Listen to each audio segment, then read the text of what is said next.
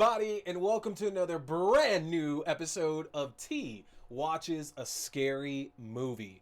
My name is T, and of course, we are talking scary movies. I appreciate y'all tuning in for another brand new episode. New episodes are typically going to go up every Wednesday night at 8:30 p.m. Mountain Standard Time, at least the video version on our YouTube page. Now, you can see the link just right over there, but that is youtube.com/C/Theron Reynolds Scary Movie. Again, youtube.com/C/Theron Reynolds Scary Movie, just in case you're listening to our audio-only version, which is on platforms including Podbean and Spotify. Make sure to hit that subscribe button. Make sure that you share this as well. And of course, comment. I like having conversations with y'all on what we're talking about and even other random shit that we're going to get to at a certain point as well, too. It's always fun interacting with you. I had some great conversations on Twitter this week with some folks regarding the Dexter New Blood series finale. So, that was a lot of fun getting to have that conversation. That reminds me, you can find me on Twitter at AXDEW. Again, AXDEW. That's AXDEW. Follow me on Twitter. I have my fun horror conversations on there as well, too. And if you want to see some of my thirst traps, you can also check out my Instagram. That is Theron_Reynolds. Give me a follow as well. Come on and see some of those thirst traps I'd be posting. They're much better than what I'm looking right now there. But hey, I still look good, as you can see. Considering what we're talking about in today's episode, I wore the appropriate shirt. I know what you're thinking, like, wait a minute, that should not be Michael Myers. And if I hold this up higher, you can see who he's holding as well, too. For those y'all that don't know, this painting, the original painting, entitled The Screamer, is like kind of where the inspiration for the Ghostface mask came for in the Scream movies.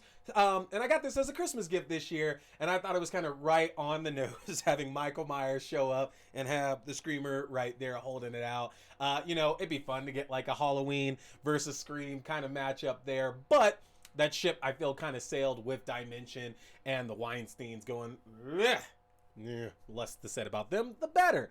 But you know what you're here for today, folks. If you're listening to this on the right time and on the right day, that means that Scream, or Scream 5, whatever you want to call it, is set to come out into theaters tomorrow night. That's Thursday, January 13th, 2022. The time has come. And it's insane to think it's been 11 years since Scream 4. I didn't realize how much time was really in between it, because I kind of feel, at least for me, time has been like feeling like super compacted in like the last decade and a half now. I feel like anything from 2010 on feels like it just happened to me last year. So I feel like Scream 4 just came out. It shocked me to realize that movie came out 11 years ago. That's absolutely insane. Shocked me even more to remember that Scream 3 came out in 2000, 11 years prior to that. Scream 1 and 2 came out super quick, but 3 and 4, 4 and now 5, incredibly delayed in terms of a release, but it's coming out regardless. Right now, there is a lot of great buzz going on about this, that our new filmmakers have absolutely taken this franchise into their hands, and they've paid homage to Wes Craven, Kevin Williamson, and the rest of the cast and the crew, everybody that's put in their hard work over the past 20 years, basically 25 years of this franchise, and that this is a perfect way for the franchise to continue. I'm stoked to see it. I have my ticket set up to go tomorrow night, 7 p.m. I'm going to go check it out. I am so stoked to go and see that there. But I figured we got to catch you all up on the events of the Scream franchise, just in case you're not going to watch them all before you go and see it, or maybe you don't want to watch them all. Maybe you want a short recap of all the events to get you caught up. So stay with me here. We did this for the Chucky franchise right before the debut of the Chucky TV show back in October, and we're doing that right now here with Scream, but I'm going to give you a spoiler. We are not talking about the TV show at all, just because, at least right now and presumably for the future, the TV series has absolutely nothing to do with the film series at all. We're not even sure if they're in any kind of same continuity or anything like that either, so it's best just to completely avoid talking about that. We are just talking Scream 1, 2, 3, and 4. So Perfect time to catch you up on the series. Let's get right into it. So we start. Woodsboro High students Casey Becker and her boyfriend Stephen Orth are murdered by somebody in a ghost face mask after being asked a series of questions based around horror movies. The next day, another Woodsboro High student, Sydney Prescott, whose mother Maureen Prescott was murdered the year prior, is also attacked by somebody in a ghost face mask at her house, only to be saved by the intervention of her boyfriend Billy Loomis and the local police. Unfortunately, due to circumstantial evidence, Billy is arrested in suspicion of the attack on Sydney and the murder of Casey and Stephen the night prior. Local reporter Gail Weathers, who published a book claiming the innocence of the sole suspect of Maureen Prescott's murder, Cotton Weary, begins to investigate the attacks while striking a romance up with local deputy Dewey Riley.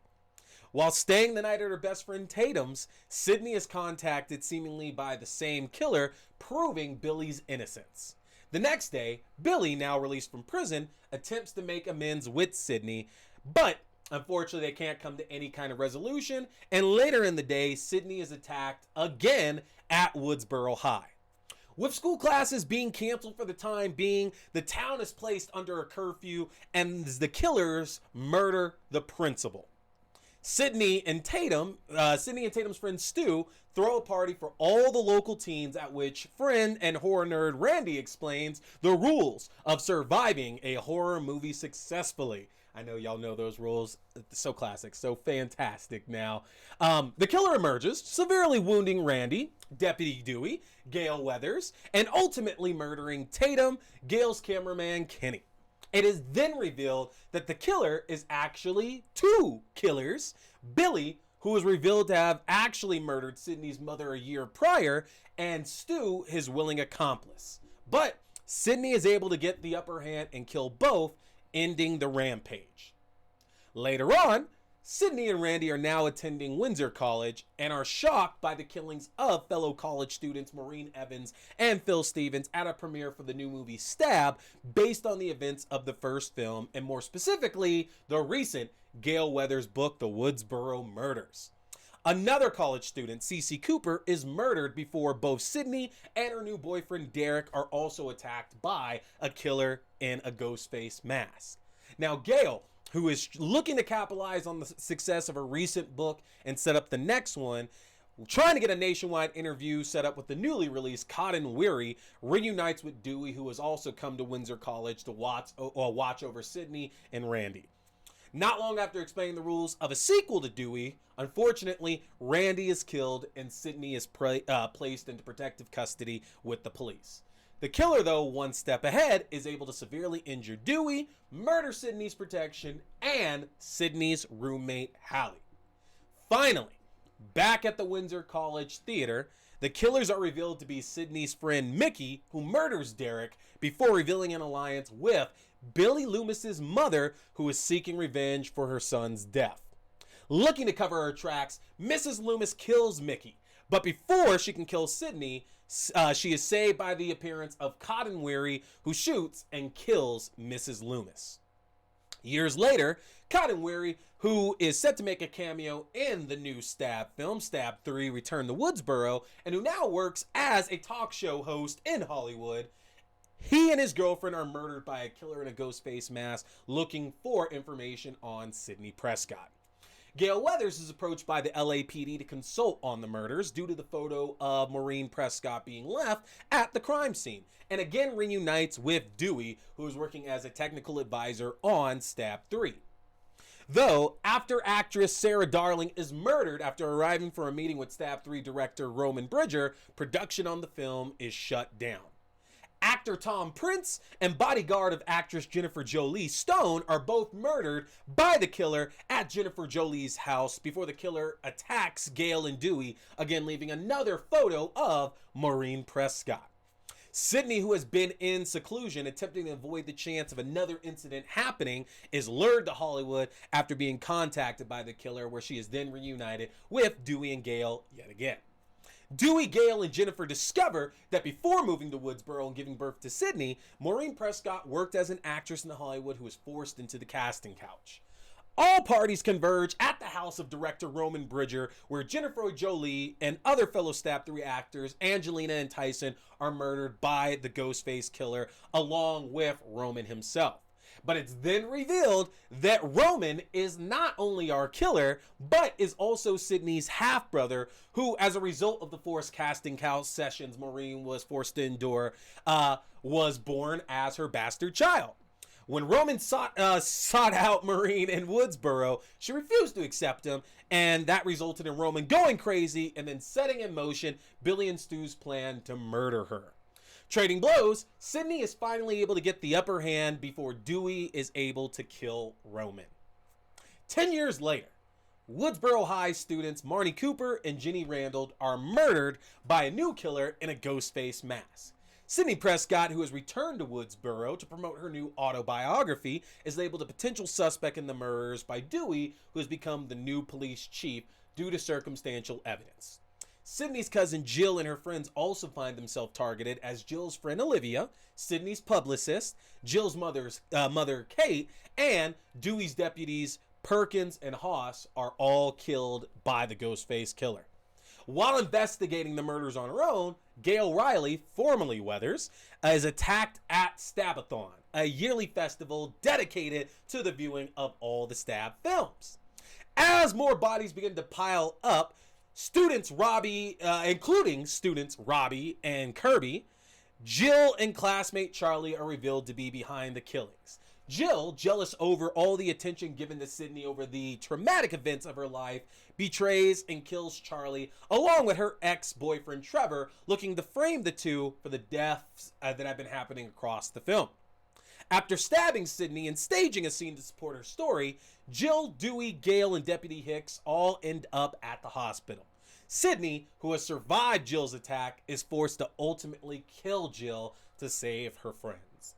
And there you have it, folks. That is the Scream franchise in a nutshell. We got to that in 10 minutes, 4 films. That's all you need to know. There's a lot of stuff obviously got left out, but it's not stuff that's really crucial to your understanding of this series as a whole. Now, we don't know what to expect in Scream 5, honestly. I've said for the longest time that I believe one of two things is happening here. One, at least one of the big three, which is Sydney, Gail, and Dewey, are going to die. Or two, one of the big three is behind these murders. I feel that even with everything that's happened, one of those is the natural progression of where the series needs to go. Now, we're talking about one of those big three dying. In my opinion, that makes sense, only because you have to kill one of them for there to be real stakes. Randy had the job of explaining all these rules across the first 3 films, and that role transferred over to Charlie and Robbie in Scream 4, but the rules have always made it seem like main characters can die. But yet and still, across these 4 films, if we're talking about the deaths of main characters, the only 2 we could really focus on would be Randy, and it would be Cotton Weary. And Cotton Weary's not really even a big part of the entire collective group. Unfortunately, he got fucked because he fucked the wrong woman. Randy, though, even Randy, movie and a half, basically. He had the cameo in 3, but we haven't really had the high stakes. And that's not an insult at all, because we get to know and love most of these supporting characters throughout the 4 films that we've had. But you'd be hard to find somebody that doesn't agree that it would have a bigger impact if at least one of our big 3 bit the dust in this one. Just because it's clear from all the early press that's coming out, all the reviews, and I'm hoping the box office supports that as well too, this is not going to be the end of Scream. It can't be the end of Scream. We're going to get another film. I'd be shocked if it wasn't announced by the end of the year, honestly. But I have to feel this isn't the end of the Scream franchise. And if that's the case, we have to get rid of one of those, like at least one of those 3, if not at least 2 of them there. Have somebody there in a mentor role, have them pop up. That can be the old person who jumps back in. I don't mean old as in old, but they're the veteran who pops back up to let them know what's going on, and they stay the fuck out of the way, basically. That's fine with me. And based on the looks of it, it looks like Dewey might actually take that kind of role here for this film, to where Dewey typically takes a backseat to Gail and Sydney, whatever they have going on. And I kind of feel from the looks of it, Dewey might have a bit of a more important role this time around. We don't know. We'll find out soon. I'll find out here tomorrow for sure. But I'm so stoked to see where Scream can go with this series. This has been a fantastic franchise that hasn't done much wrong. Even the TV show, which is not part of the continuity that we know about yet, has done so many things right. So many things right there at the time when that show was coming out. But we'll find out. We will find out. I'm going to be shocked if there's some reason I don't end up liking this. I don't see how that happens. I really, really don't. So yeah, make sure to go and check it out. Give them that money. They absolutely deserve it. Don't be a loser. Go check out Scream 5, all right? Next week, I'll be here talking about it. And my good friend, Mr. Eric Brady, will be joining me.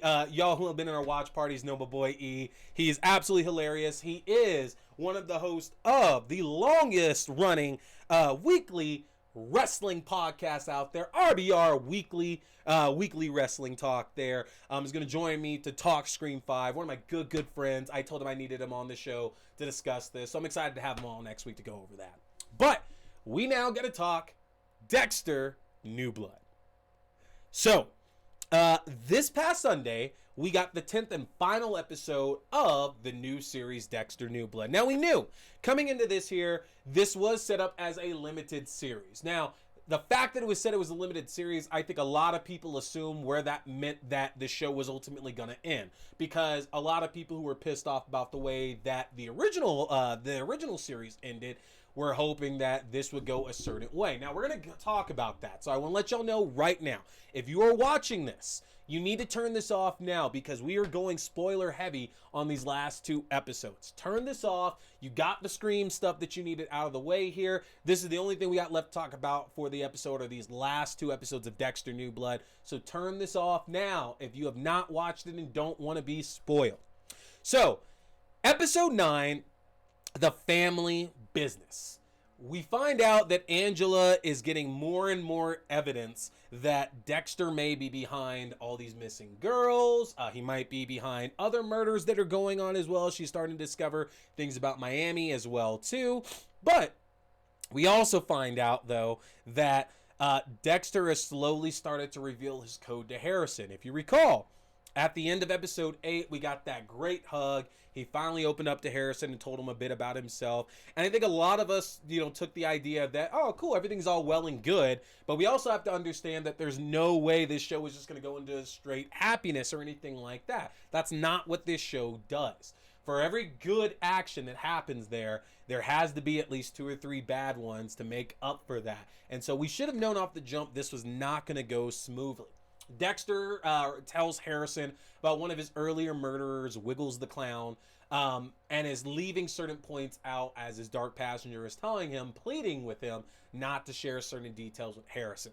And I get it, because the one thing that we do find out in this series finale, and I'm going to kind of just talk about them together rather than go episode by episode there, but one big point you find out in this series finale, which we should have already known as well too, is that Dexter and Harrison, for as much as they are similar, are also incredibly different.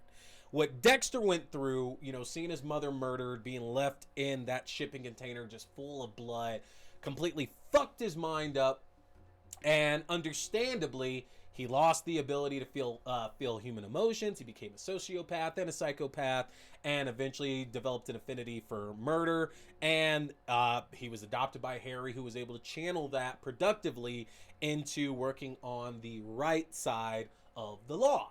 But it is an addiction. Dexter does it because if he doesn't do it, the idea always was that he might just go crazy and murder whoever at that point. That it's not necessarily he likes doing good. It's just that it's a necessity, or else he goes the other way. And we're confirmed that with Harrison, that's just not the way that works out.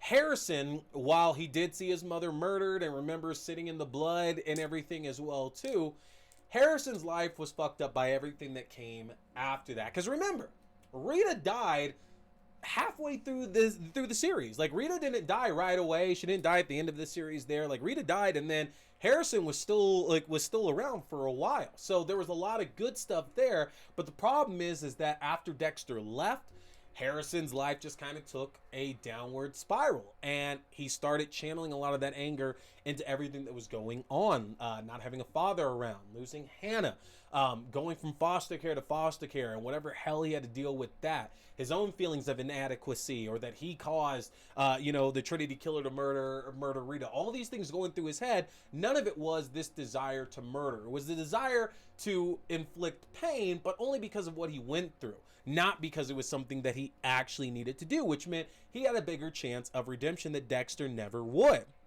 Now, Harrison and Dexter find Kurt's bunker, which is filled with his trophies, which is one of the most egregious trophies we've seen across the entire series altogether, just because most of the killers Dexter encounters don't keep trophies like that could absolutely incriminate them. And Kurt has kept a collection of bodies over X amount of years. He's kept them pristine, he's kept them upkeep, he's kept them safe, basically.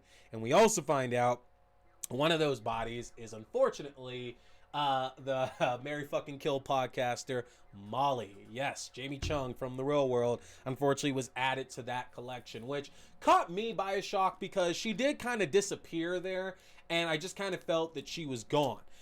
Kind of like the dude who was having issues with Angela and Audrey at the beginning of the show, who never fucking popped back up. Remember, I said in those first couple episodes, oh, this guy's absolutely in on it there. Whether he did it or not, he's part of what's going on. And his ass never showed back up. And it actually ends up being one of the weakest red herrings and MacGuffins of New Blood. What the fuck was the guy's name? Because he wasn't there long at all.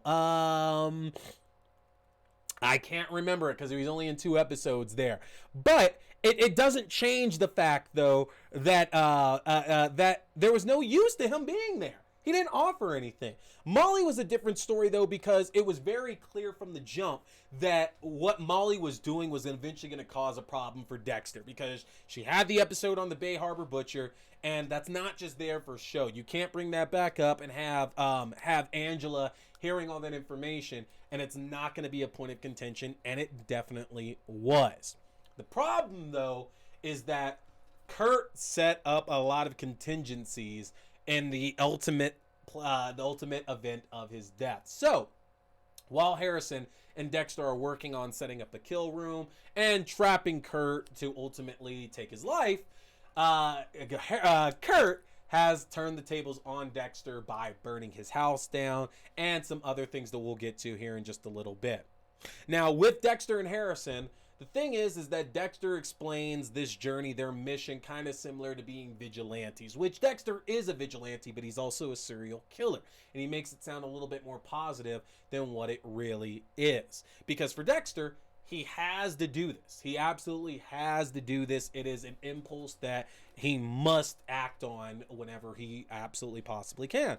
But he always follows the code of Harry. And that's one of the very few things that sets him apart from a lot of other serial killers out there. Doesn't make him good.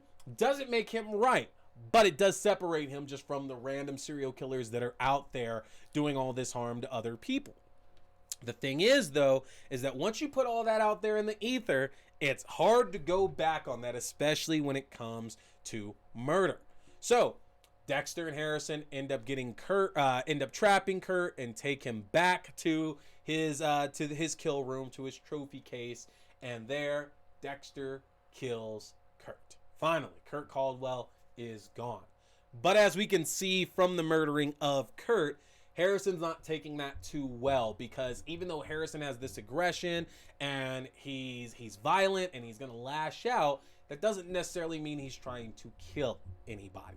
And so very clearly he's put off, he's disturbed, he's not feeling right about what's going on with Kurt and Dexter, especially when he finds out that Dexter murdered Kurt's son Matt, and that's causing some problems there. From there, though, unfortunately, Angela receives a letter that contains screws from Kurt's son Matt, along with a note that says Dexter killed Matt as well. Now, we don't know who sent it. Presumably, Kurt himself sent that before everything else he did, just again as an insurance policy. And this leads to Angela arresting Dexter for the murder of Matt Caldwell, as well letting him know that he will also be held liable for the murders of the Bay Harbor Butcher. As Angela has contacted Angel Batista, she's corroborated a little bit of information, and based on all that together, Angela has done something that plenty of other investigators over the course of the series, including Frank Lundy and the FBI, Lieutenant LaGuardia, Batista, Sergeant Dokes, that multiple people over the course of this series could not do. Angela in the town of Iron Lakes is able to put it all together that Dexter has to be the Bay Harbor Butcher. Now, it's not new seeing Dexter in a situation like this. Throughout various points in the original series, people found out who Dexter was, and Dexter had to deal with that discovery in the different ways that he did. But I think one of the biggest differences with that was that we never felt that Dexter was going to cross certain lines to get that done. When Dokes trapped him, and eventually Dexter trapped Dokes, the idea came that Dexter had to figure out, was he going to sacrifice Dokes to this? Because basically, if he lets Dokes go to the police alive, Dokes turns him. Dokes puts him out there, and he's screwed. And if Dexter kills him, he's killing an innocent, just because Dokes didn't have anything to do with this. Dokes didn't do anything bad. And so season 2 gave us that big dilemma of what Dexter was going to do. And remember, a lot of people don't remember. But remember, Dexter was going to let him go. He was going to let Dokes go. He wasn't going to kill Dokes. The decision was taken from him by Lila, because Lila decided to go ahead and blow up the cabin. But Dexter was absolutely going to let Dokes turn himself in and just see what the hell was going to come out of that, because he wasn't going to kill Dokes to support that. The same way that he got absolved from killing LaGuardia as well, too, when Deb found out. Because Deb had a choice, basically. Whether you kill Dexter or you arrest Dexter and let all that play out, or you don't. And Deb went a step further and killed LaGuardia to protect Dexter's secret, and that dealt with basically into the show, ultimately led to Deb's death as well too. And to me, that's what made the last few seasons of Dexter so fucking interesting, is that Deb was so clueless for so long, and having somebody that knew and wasn't going to accept that shit made it all the more interesting, until she eventually did have to accept it and try to curb a lot of what he was doing there. Not the way this was going to work here, because Dexter, in a last-ditch effort, turns Angela over to Kurt's trophy case to find all that information. And I think a lot of us as viewers were expecting that, okay, well, that means he probably gets out of this, because Angela, for whatever reason, is going to end up having to let him go. And who knows, maybe Dexter and Harrison go off and start a new life because they can't stay there. But unfortunately, Dexter, in his most uncharacteristic self, takes a step that seriously alienated me.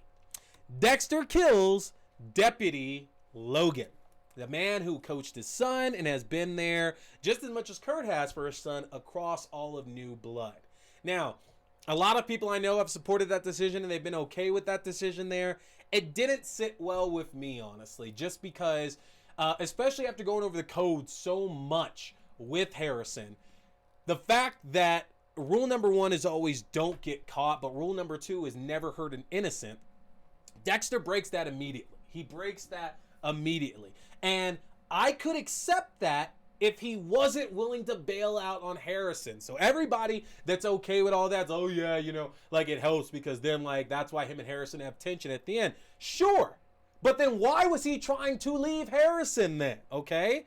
You can't do that. If the goal is it can't be both. It can't be I need to both get out of here solo and I need to get out of here with my son. What is his priority? Because if his priority is only himself, he's not going to hurt Logan. He's not going to hurt Logan at all. He doesn't kill Logan, end of story. If his priority is I have to get out of here with my son, then sure, it makes sense. But then it doesn't the moment that Dexter realizes Harrison's not going to come with him and he has to go. No, you fucked up. And Harrison gave you a chance to turn yourself in to kind of make up for all this and have some kind of relationship, and he still doesn't take it. And that was my biggest problem with this finale, boys and girls, is that it, unfortunately, it makes that other decision look completely asinine at that point. If he kills Logan and the rest of the show happens without him, like, even offering up the possibility of leaving Harrison, I could be on board with that. But the fact that he kills Logan and then still is going to make a decision to leave Harrison behind by himself, at that point there, we are too far away from the Dexter that we've known and all that progress that Dexter has made over the course of, 10 seasons, basically. So I wasn't a fan of the way that ended. As a whole, New Blood, fantastic show. I'm so happy with everything that they did with it, but it's the killing of Logan that, for me, is going to be the most decisive point. It's going to be the most worst point of Dexter as a whole for years to come, honestly. I do feel this was a worse finale than the original one, unfortunately, because I didn't have issues with the original finale. I know a lot of people did. I didn't, honestly. I was cool with everything that happened. Deb being killed, Dexter killing Saxon, Dexter tossing Deb's body out into the sea, and then Dexter ultimately moving to Seattle, becoming a lumberjack. I'm cool with all of that, honestly, because it all seemed right given everything that was happening across the season.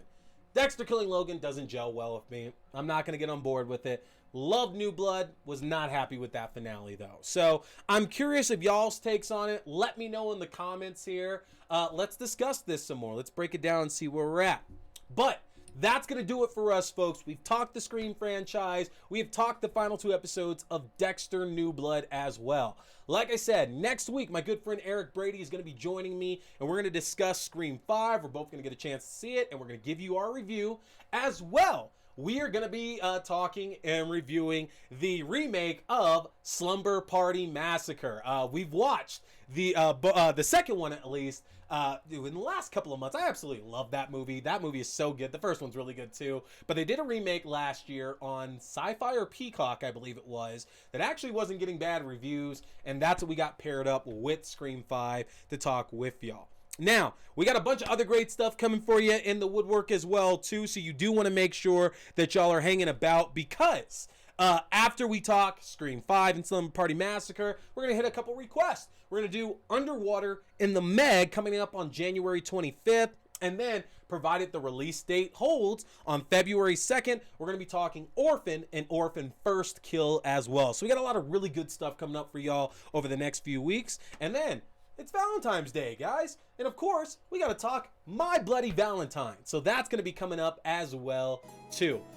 Get to the Facebook group so you can find out what we're doing in the watch party tonight. And then make sure you're liking, you're commenting, you're sharing, you're subscribing.